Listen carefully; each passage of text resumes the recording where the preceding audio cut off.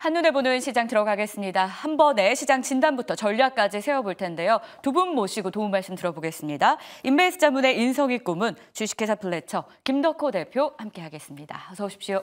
안녕하세요. 네, 일단 첫 번째 주제를 통해서 저희가 시장 진단부터 해봐야 될 것 같습니다. 연일 최고가를 경신 중인 미국 증시입니다. 뉴욕 증시가 신고가 행진을 또다시 보여줬죠.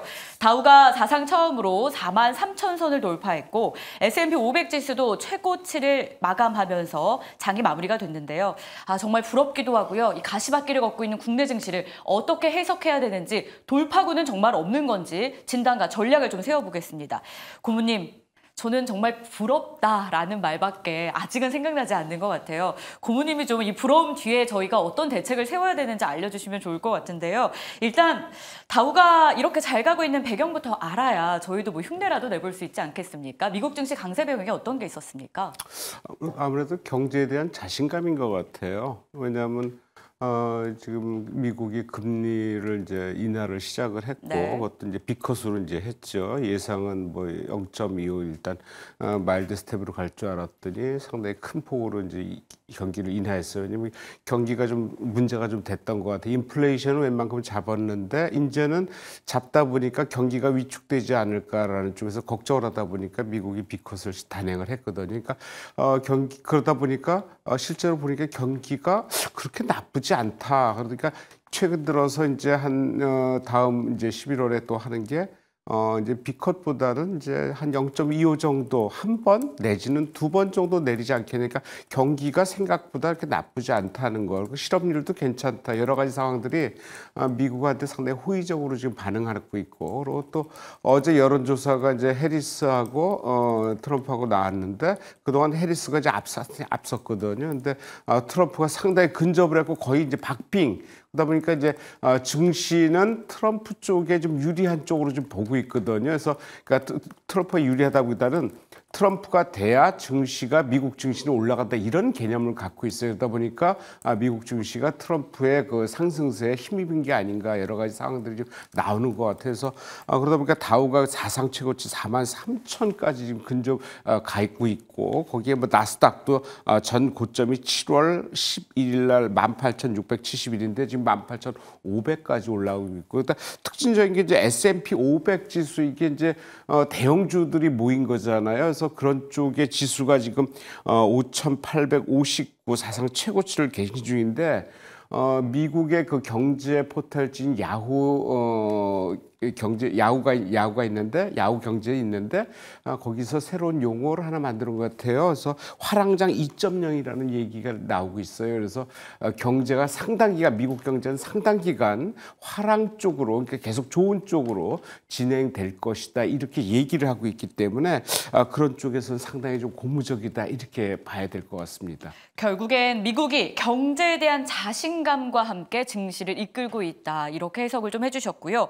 자, 그럼 국내에도 어떤 자신감이 필요할지 중요해질 것 같은데 유종의 미를 이제 연말을 앞두고 있기 때문에 많은 분들이 기대하실 것 같아요. 김덕호 대표님, 저희도 부양책이 필요할까요? 국내 증시에 필요한 모멘텀, 강력한 한방은 뭐여야 되겠습니까? 사실 부양책을 발의한다라고 해서 일시적인 상승은 좀 견인을 할 수 있겠지만 가장 큰 문제점은 지금 기업 자체에 대한 어떤 실적 부담감들이 굉장히 커지겠죠. 일단 밸류업 지수도 발표를 했을 때도 지수 발표가 됐지만은 오히려 발표된 이후에도 관련 종목들이 더 빠졌다라는 것은 그만큼 지금 기업들이 당장 어떤 그 기업의 가치를 제고시키는 데 있어서 어떤 정책적 기반들이 아직 부족하다라고 판단을 했기 때문에 말 그대로 이름만 올려놓은 것이지 실질적인 실적 견인을 위한 어떤 준비책이 아직 좀 미흡하다라고 판단을 하는 것 같습니다.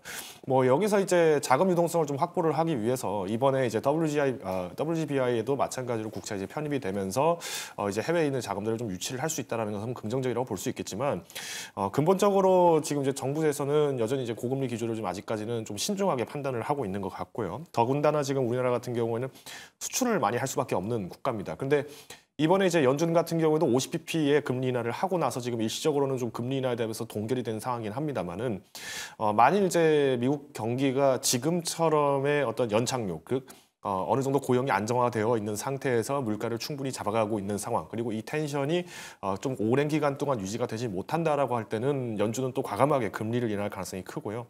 그렇게 되면은 결국 이제 수출을 많이 하는 국가 입장에서는 환차손에 대한 부분들이 한계이고, 또 실제 수출에 대한 어떤 마진율이 떨어질 수밖에 없기 때문에 여기서 이제 탄력을 받는 국가들로 좀 외국인들은 옮겨가는 현상들이 좀 많이 보여지는 것 같습니다.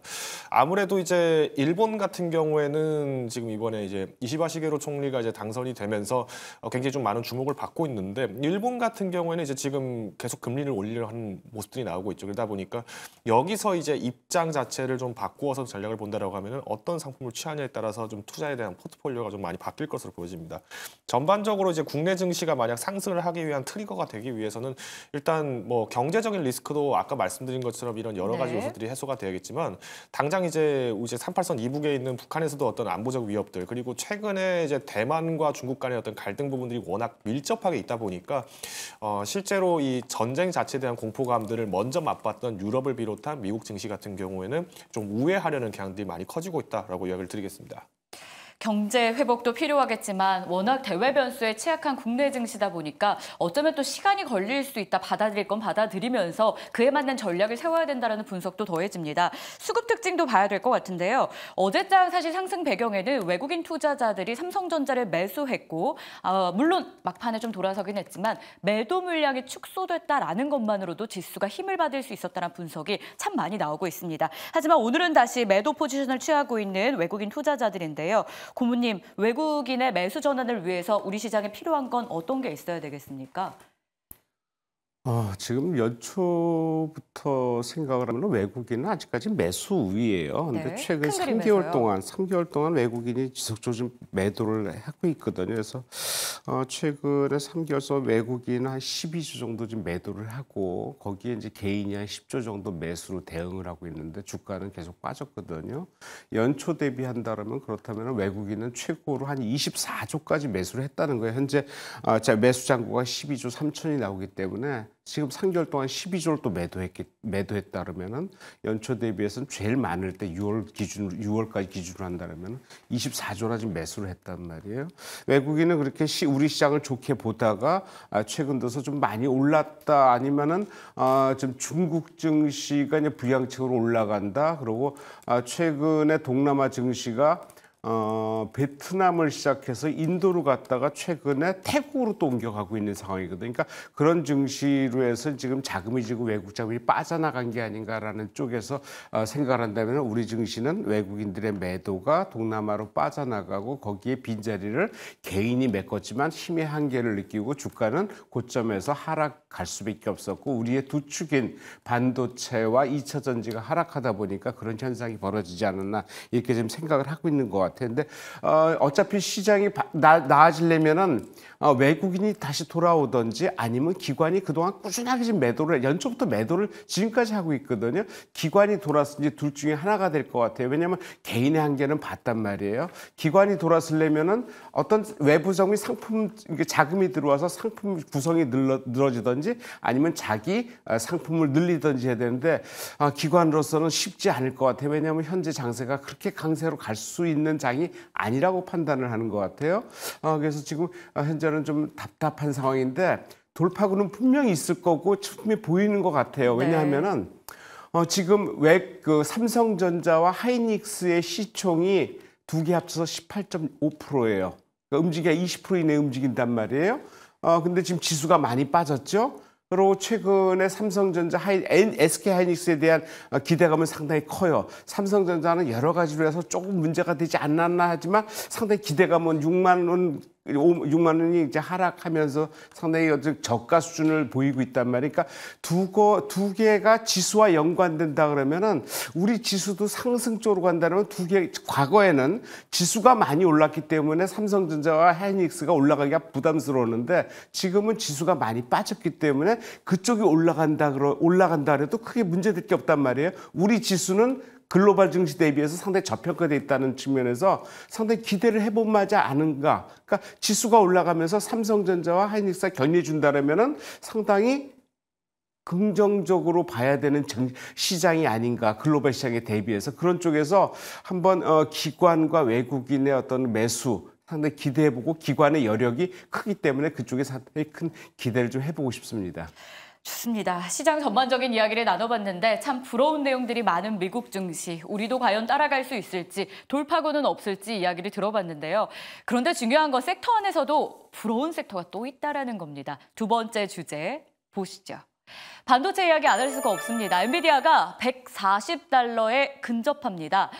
사상 최고치를 이어갈 가능성을 더 높이고 있는 엔비디아. 그런데 국내 반도체주들이 영 다른 행보를 보이고 있어서 이걸 어떻게 해석해야 될까요? 엔비디아 오를 때 같이 올랐던 연초의 분위기는 지금은 좀 많이 사라진 듯한 상황이죠. 오늘 11월 19일에는 3분기 실적 발표도 예정된 엔비디아인데 한 가지 궁금한 건 젠슨항이 블랙엘스요 미쳤다라고 발언한 이후 주가가 오르고 있는데 중요한 건 2분기 실적 발표 이후에 실망 매물이 한 2달 정도 나왔었어요. 김덕호 대표님, 이번 3분기 실적은 좀 믿어봐도 될까요? 일단 3분기 실적 자체는 조금 더 기다려보시는 게 맞다고 봅니다. 뭐 기대를 한다라기보다는 네. 뭐 어떤 만약에 조금 실망스럽다 하더라도 실질적인 수혜는 오히려 엔비디아가 이제 블랙웰을 실적으로 잡기 시작하니까 내년부터에 대한 연결 매출을 좀 더 기대를 할 수 있기 때문에 사실 지금 반도체 종목들이 많이 빠졌죠. 그러다 보니까 이제 지금이라도 조정 장세가 나오지 않느냐라고 판단하신다면은 뭐 이때는 수익 매매밖에 방법이 없습니다. 근데 저는 일단 블랙웰 자체가 앞으로 이제 시장 선도를 할 수밖에 없는 가장 근본적인 원인은 일단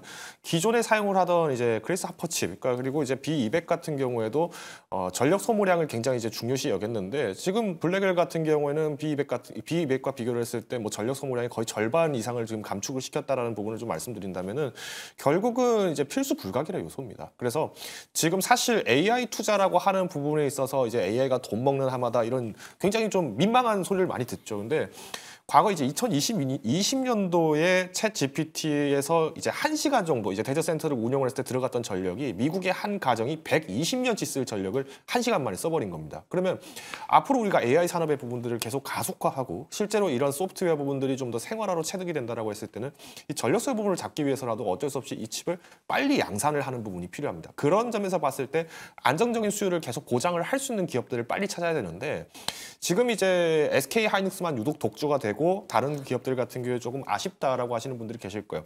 TSMC도 지금 다행스럽게 주가는 지금 어느 정도 회복을 해가고 있는 상황이지만 문제는 이제 대만 같은 경우에는 뭐 우리나라랑 비슷하게 지금 어떤 외교적 리스크가 있죠. 특히 이제 중국이 계속 이제 침략 야욕을 계속 보이고 있다 보니까 사실상 여기 TSMC에만 모든 수요를 다 맡기기에는 미국 입장에서는 안정적인 파운드리 업체를 찾기가 쉽지가 않습니다. 그러다 보니 최근에 이제 일본에 있는 반도체 기업들과 마찬가지로 계속 이제 협약을 하기 위해서 지금 노력을 한다든지 데이터 센터 착공에 대해서 논의를 한다든지 이런 얘기들이 나오는 건데 저는 일단 지금 시점에서 만약에 반도체 쪽을 보신다라고 하면은 일단 반도체 종목만 가지고 모든 걸 승부수를 두기보다는 지금은 어느 정도의 수익 매매가 필요하다. 그리고 이제 기술적 매매와 섹터 순환매를 충분히 활용하실 줄 아셔야 된다고 저는 보고 있어요.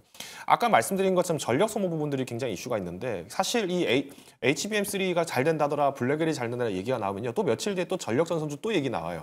그러면서 자연스럽게 나온 게 변압기 얘기 나오고요. 데이터 센터 얘기 나옵니다. 이거 끝나면 또 다시 반도체로 돌아와요. 그러니까 이런 순환매 부분들이 굉장히 빨라질 때마다 사실 우리가 모든 섹터를 다 잡기는 어렵다 보니까 나는 한 테마를 고르겠어라고 하시는 분도 계실 것 같은데 저는 만약에 이 IT 부분에서의 시장 강세를 좀 기대를 하신다라고 하면은 지금은 어느 정도 이 테마들을 고르게 분산을 하셨다가 조금 올랐을 때는 비중을 좀 축소하셔서 조금 빠졌던 섹터들 다시 한번 매집하시고 또 다시 이제 회복을 어느 정도 했을 때는 비중 축소하시고 다시 매집하고 이런 일진일퇴 방향을 조금 귀찮고 번거롭더라도 하시는 게 아무래도 이 10월의 시장을 견고하게 버틸 수 있는 상황이 아닐까라고 저는 판단을 하고 있습니다. 그러면 반도체에 국한해서 투자를 하자는 게 아니라 AI라는 키워드를 중심으로 파생되어 있는 여러 섹터들에 저희가 좀 여러 발을 뻗어놓고 있자 이런 전략일까요? 그렇죠. 다만 이제 저는 하드웨어 쪽에 좀 더 그러니까 소프트웨어 부분을 보다는 아무래도 하드웨어 쪽을 좀 강조를 많이 드리고 싶고요. 이 하드웨어도 이제 당장 이제 고객들이 직접적으로 마주하는 산업보다는 아직까지는 데이터 데이터 센터를 비롯한 인프라 쪽 투자가 조금 더 유리하지 않을까라고 판단하고 있습니다. 그렇다면 지금 반도체에 대해서 직접 투자, 여기에 올인하는 거는 좀 부담스러운 10월이다라는 분석이 나왔기 때문에 고모님 의견은 좀 어떠실지 궁금해요. 코스피 자체의 발목을 좀 잡고 있는 게 아쉽지만 삼성전자이긴 합니다. 시가총액이 120조 원가량 줄어들었다라고 하는데요. 돌파구는 없을지 고모님도 반도체에 좀 기피하실까요? 아니면 삼성전자는 그래도 우리 1위 기업이니까 좀 믿고 여전히 저희는 가져가 봐야 될까요?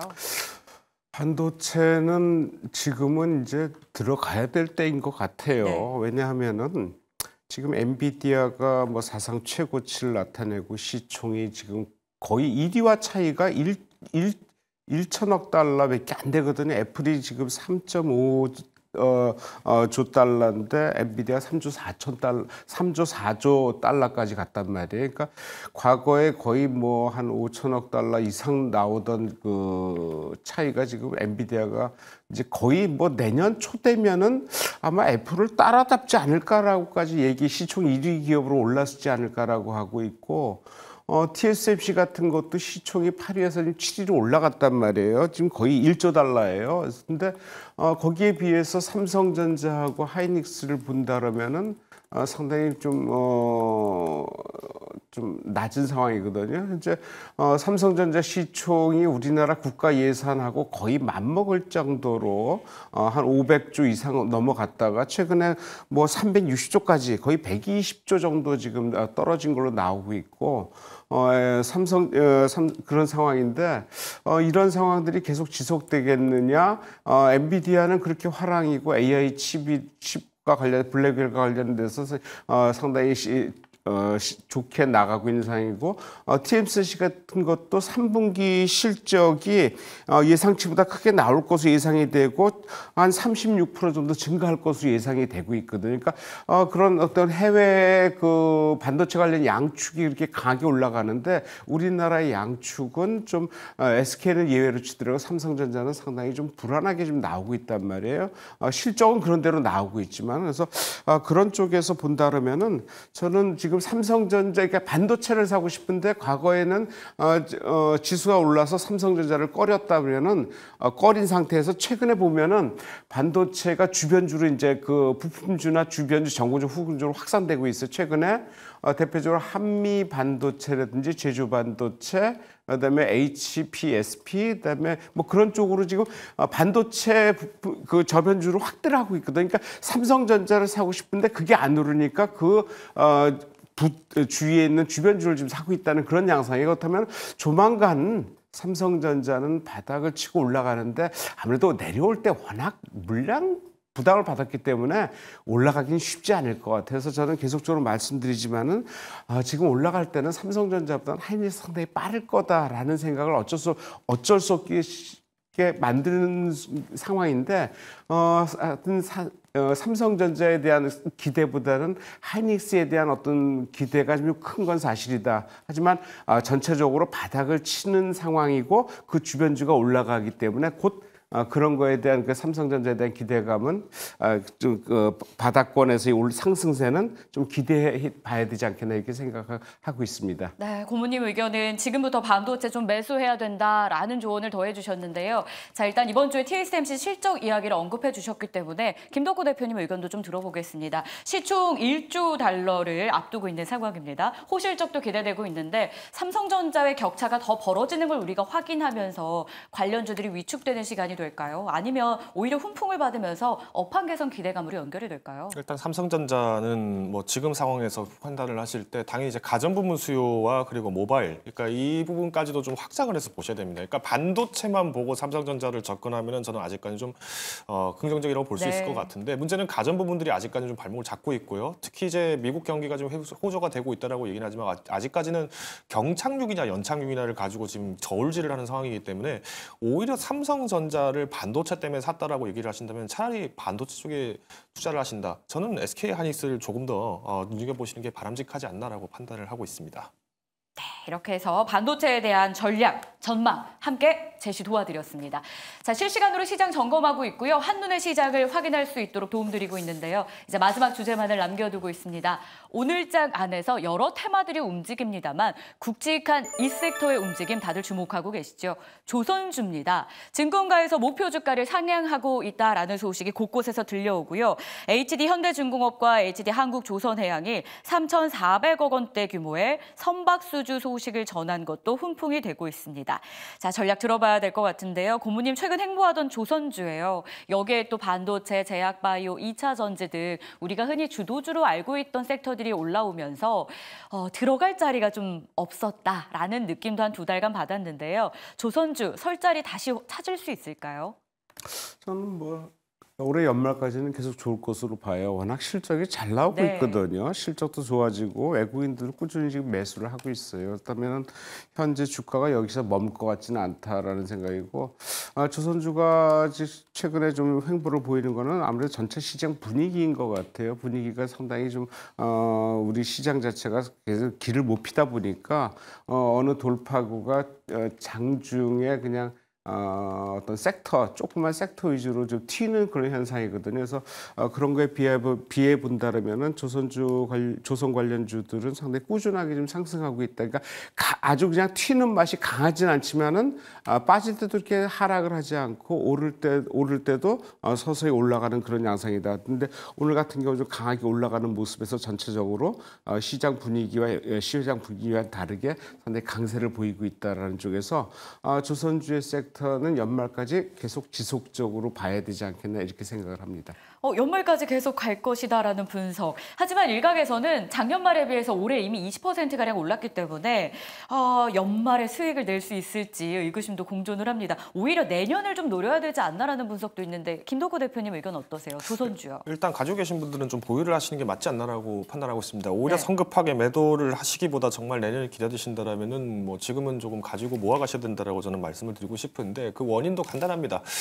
일단 지금 이제 조선업계가 사실은 이제 중국 선박으로부터의 어떤 물량들이 이제 한국으로 돌아온다는 부분들, 그리고 이제 미국에 있는 금속 노조들이 이제 하원과 상원에 대해서 이제 중국 선박에 대한 조사를 시행해달라고 탄원서를 넣은 것들. 그러니까 여러 가지 이슈들을 봤을 때는 그동안 이제 점유율이 중국 시장으로부터 많이 이탈되었던 부분들에 대해서 이제 한국 시장이 받아올 수 있다는 기대감이 좀 굉장히 커지고 있다는 말씀도 있을 것 같고요. 여기에 이제 좀 한 가지 더 이슈를 좀 감히 좀 말씀을 드린다면은 저는 조선 중에서도 지금은 우리가 대부분 이제 해상 운임과 관련된 부분들에서 주목을 많이 받습니다. 근데 최근에 지금 중동 전쟁으로 인해서 파나마 운행 사용도 굉장히 좀 제한적으로 이루어지고 있는 상황이고, 여기에 더불어서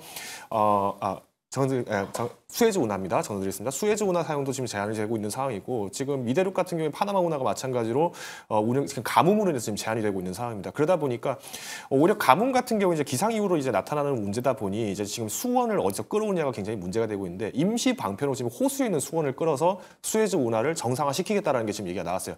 그 말은 장기적으로 봤을 때는 이런 어떤 해수면의 온도를 반응하든가 혹은 이런 기상 이유가 계속 발생했을 때 정상적인 파나마 운행을 장기적으로 운영하기는 어렵다. 그러면 결국은 선박이 운하를 사용하지 못하기 때문에 우회해야 되는 길이 계속 많아질 수밖에 없고, 그러면 선박 소요가 늘어난다라고 계산할 수밖에 없다는 거죠. 자, 그래서 컨테이너 쪽 같은 경우에도 마찬가지로 우리가 조금 더 호흡을 가든다면은 지금은 매력적이라고 좀 볼 수 있을 것 같고요. 내년, 그러니까 2025년도부터 조금 기대되는 먹거리 사업 중 한 가지는 또 이제 신형 구축함 사업인 KDX 사업이 이제 본격적으로 이제 가동이 될 예정입니다. 그래서 당연히 이제 초안 설계 같은 경우에는 뭐 하나오션, 그리고 이제 이후 이제 선박 설계 및 이제 검토 관리는 또 현대중공업이 진행을 하게 되는데, 저는 일단 현대중공업이 이번에 좀 거의 많은 물량들을 좀 가져간 부분들에 있어서 하나오션 투자하신 분들이 좀 아쉬움을 좀 느끼시는 것 같아요. 근데 지금 미국의 해군 장성이 거제도에 있는 하나오션 조선소에 방문을 해서 이제 선박에 대한 MRO, 그러니까 정비 유지 보수 사업에 대해서 계속 꾸준하게 논의를 하고 있다는 점들은 아까 제가 소개드렸던 이 뭐 대만 중국 간의 어떤 전쟁 갈등에 대한 위협들, 그리고 여기와 관련돼서 이제 장기 작전 수행에 대한 부분들에서의 안전한 정비소가 필요하기 때문에 여기에서 실질적 수혜를 받을 수 있는 게 또 하나오션이 될 수 있다. 그래서 우리가 지금은 선박주들이 사실 주가가 비로소 최근에 좀 많이 상승을 했습니다. 그렇지만 내년도 실적까지 조금 더 주목해 봤을 때는 아직 상승 여력은 남아 있다라고 보고 있습니다. 알겠습니다. 사실 증권가에서 목표 주가를 상향한 배경에는 3에서 5년 정도 수주 목표치를 이미 확보하고 있는 상황이고 여기에 또 벌크선의 교체 시기도 도래하고 있다라는 배경이 있었습니다. 두 분 모두 조선주에 대해서는 꽤 긍정적인 전망을 주고 계신데요. 아무래도 그 배경엔 업황이겠죠. 근데 고모님 마지막으로요. 이 업황 좋을 때 저희가 항상 따라오는 게 피크아웃 우려잖아요. 조선주가 피크아웃 우려에도 불구하고 계속 상승세를 좀 보였던 건 참 긍정적이나 그래도 우리가 조선주 투자할 때 이 지표만큼은 꼭 보자라는 어떤 잣대, 기준을 세워보면 좋을 것 같아요.